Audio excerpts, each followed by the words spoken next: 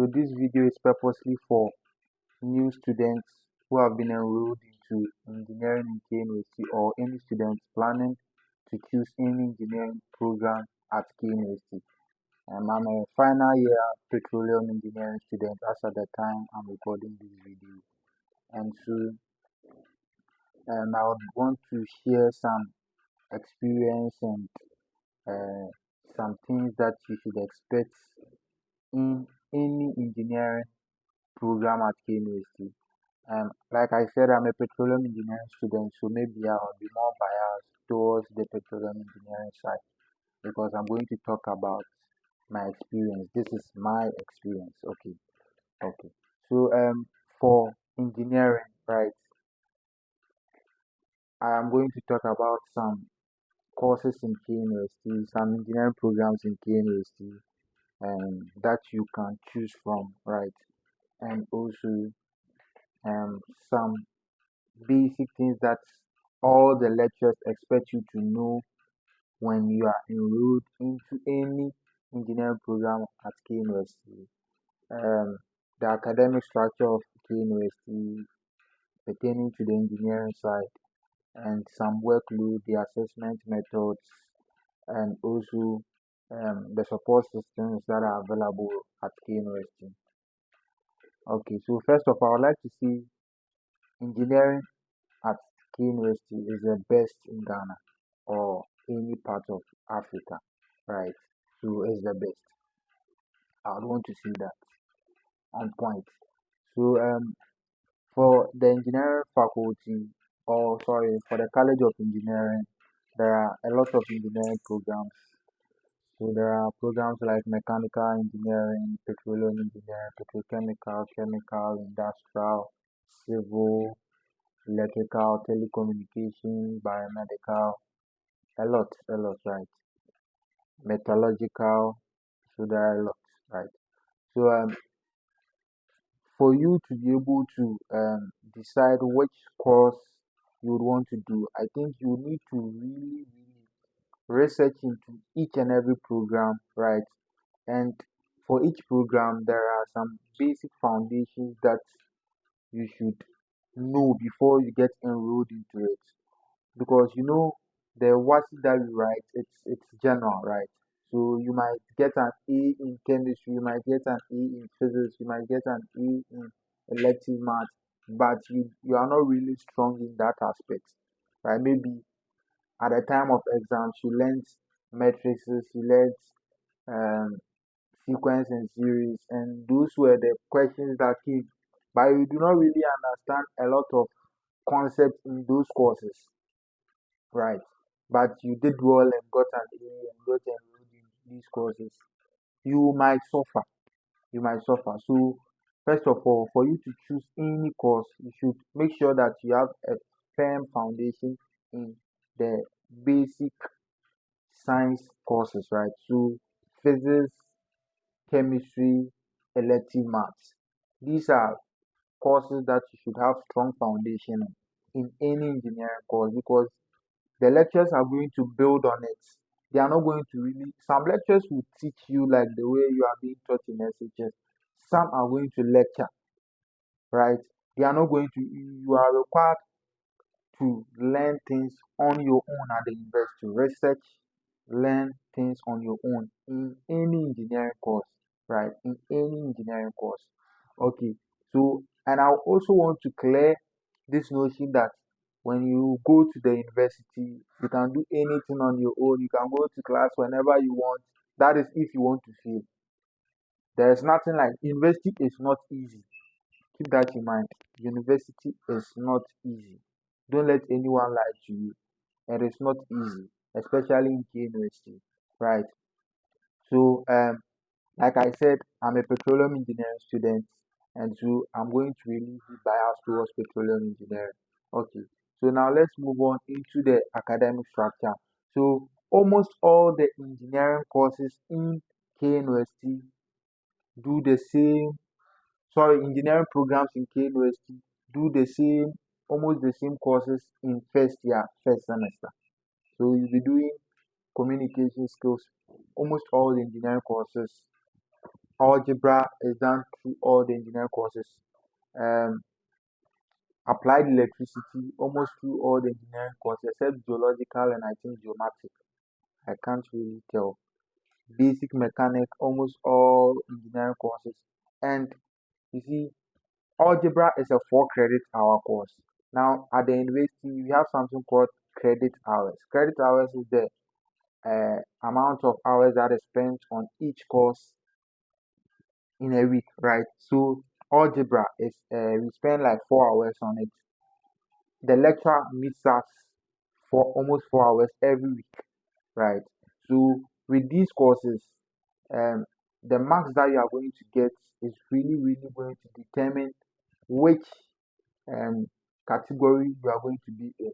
So when you do really well in algebra, right, because it's a 4 credit hour course, it is going to really increase your CWA. In KNUST, we use CWA, right?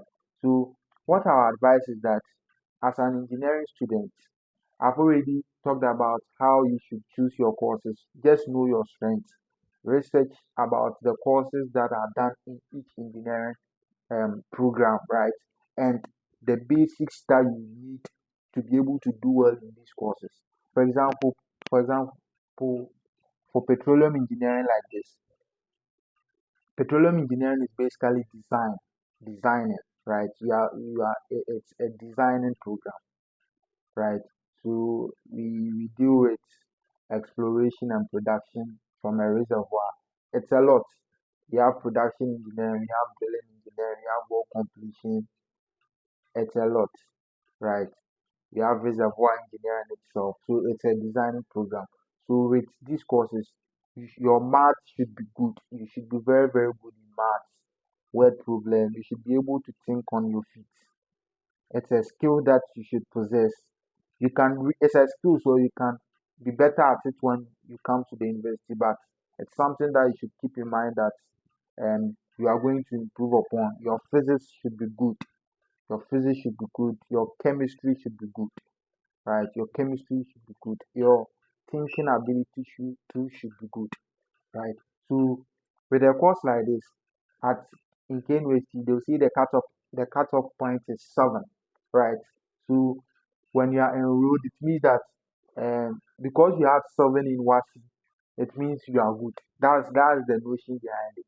So they give you this course thinking you are good, then you come and do it, and because you didn't really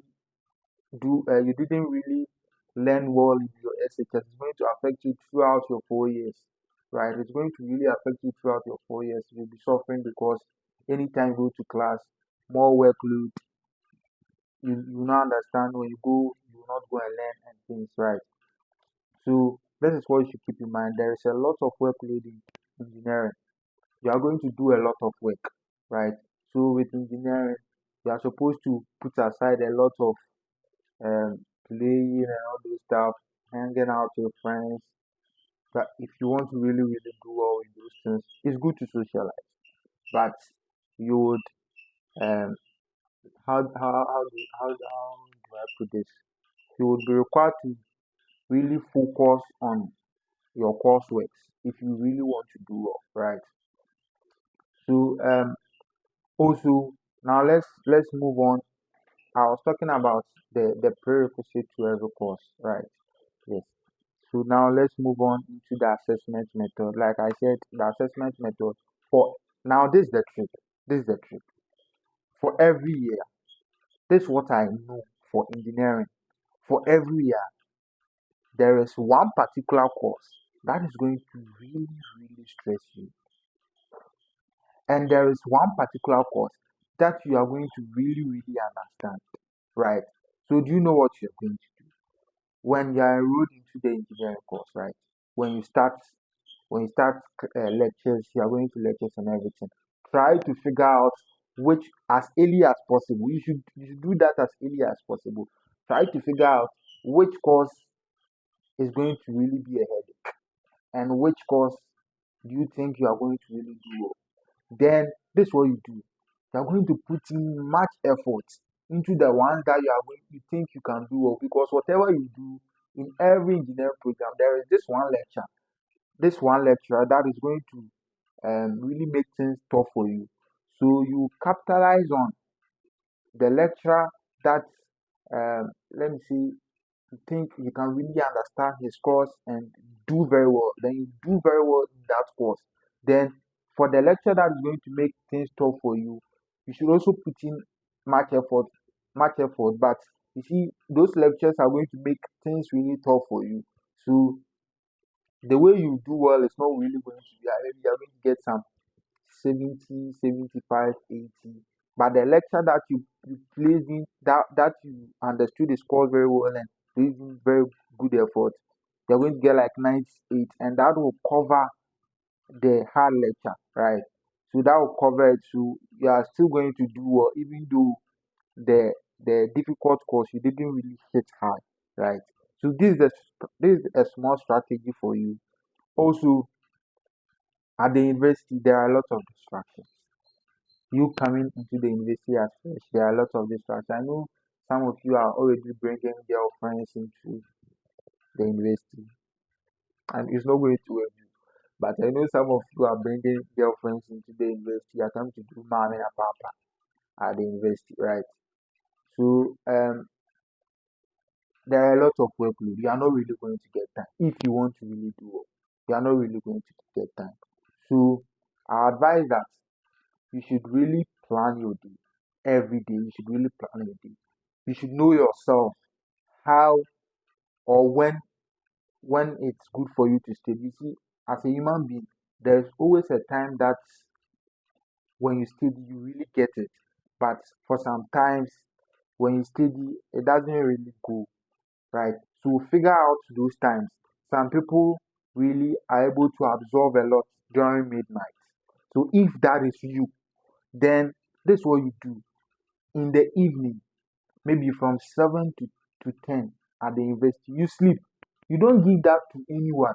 From 7 to 10, if you are someone who is able to absorb things very well at dawn, then from 7 to 10 or 7 to 11, that's your sleep time. Then you sleep at that time. Then you wake up at maybe 12. Then from 12 to maybe 5, or from 12 to 3, or from 12 to 4 at dawn. You study. So plan your just know yourself and plan your. If you're someone who studies really well in the afternoon, you sleep well in the morning or after lectures or something, take a small nap, then study at that time so that the other times that you are not able to study really well, you can spend it on other things. That's how I think it is going to work for you as a newcomer in the university, right? And also friendship, right? You don't take any friend as soon as that's my advice though. You don't take any friend as soon as you get into the university, right?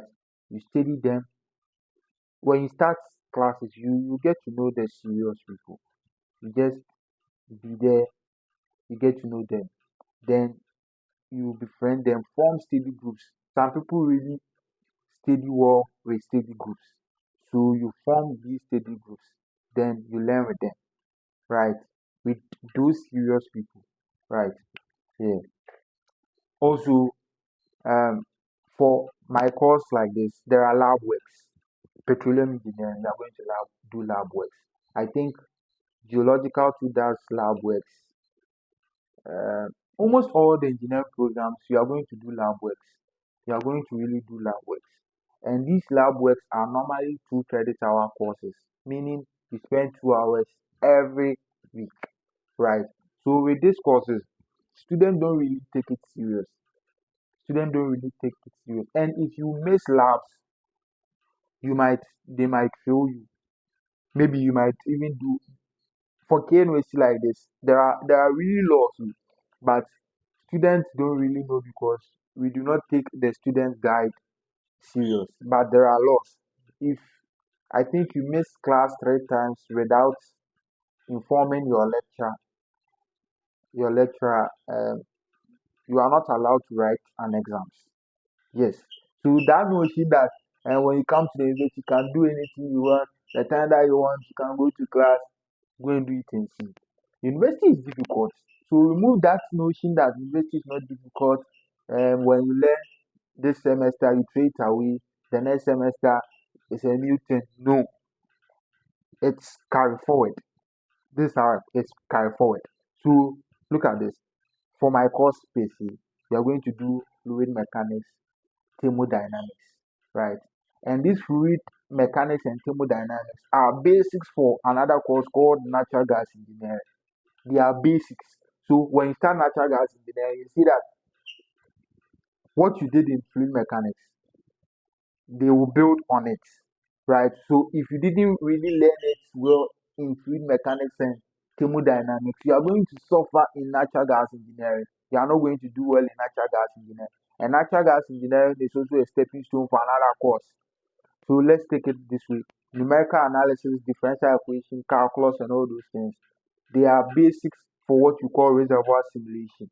And if you didn't do well in numerical analysis, you didn't learn well in calculus and everything, you are definitely not going to do well in reservoir simulation.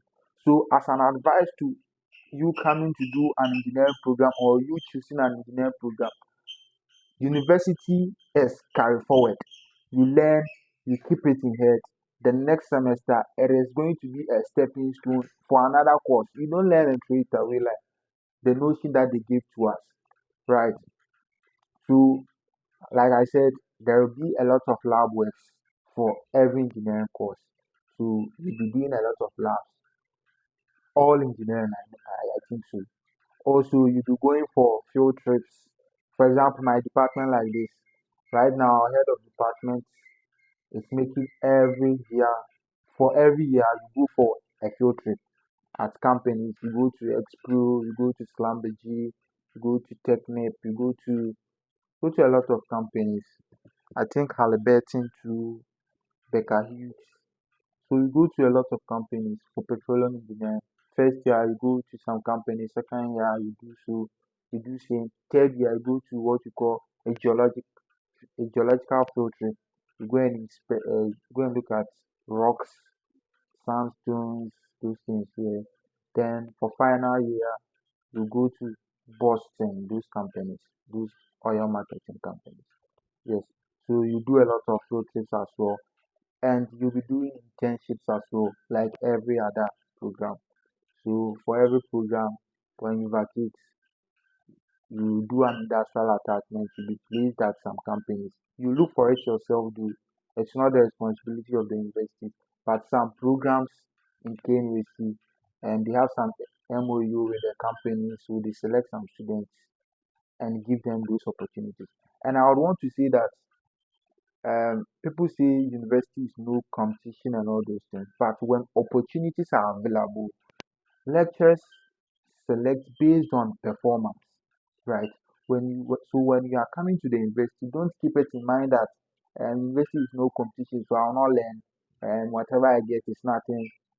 No, if if you want to really get these opportunities, you should prove to these lecturers that yes, you can, you are really good. So you learn, you work hard, you improve upon your CWA every year. Sometimes some years are really difficult. You might not improve, you might decrease more, but it is nothing. You just work on it the next time. So you should really do well, right? And also there are some for support systems.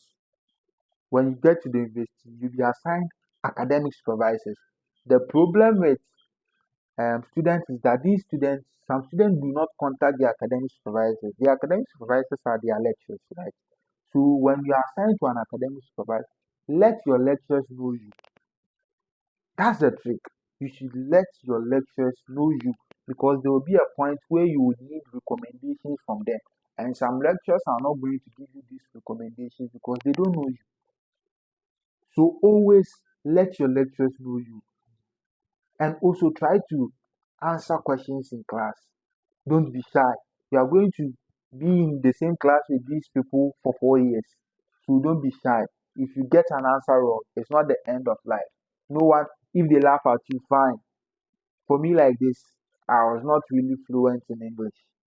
People laugh at you. If you've been watching my videos to this point, you can see that my English is not really good. right? I'm still learning though. I'm still learning this English and everything, right? But I'm improving day in, day out. I'm trying to be good at what I do by speaking to people, by making videos, right? So it's not every time that you get an answer correct in class. No, that's why you are learning. You are a student, so you should get something wrong and a teacher will correct you. That's the benefit of being a student. To answer questions in class, that will make them know that you are confident, you are courageous, you can express yourself. Because the Ghanaian culture is such a way that when you keep quiet in class, when you are good in class and you talk in class, people will be like, hey, this boy too, he thinks he knows. You see that thing. So it puts on us some inferiority complex that I shouldn't talk in class. People will think I'm too low. That is not true. Talk in class. Voice out your opinion. If a lecturer says something, you think this thing you don't really get it. Say, please, what you said, I don't really get it. Can you please go over? He won't do it. He will explain to you. That's what they want. They want you to talk so that they will explain to you. So talk. You paid school fees, 3,000, 2,500. It's not small money. You paid to express yourself. So that's another advice. Let your lecturers know you because there are opportunities in the university that are given to students that are known by lecturers. You get it? And students that perform very well in school. So do not sit on yourself or you will regret it finally. Yes. Try to express yourself. Try to make them know that yes, like you want to be heard. You get it? Don't don't be in class, you keep quiet till fourth year. And this culture will be taken to the workplace. You cannot really express yourself. Like I said, I was not good in English. I could not speak fluently without making mistakes. Although I still make mistakes, but it's not like at first. Right now I can talk right now I'm just talking. I'm just flowing. Although I'm making some mistakes, but I'm still flowing. Yes. So I think I don't want this video to be long. I'll end here. Stay tuned, share this video and like and comment for me. If you have any questions concerning admissions in KNUST, any questions concerning what to do when you come, please put it in the comment section. And also, I'll attach a link to my WhatsApp number. You can contact me so we talk. You can be friends or anything. Thank you.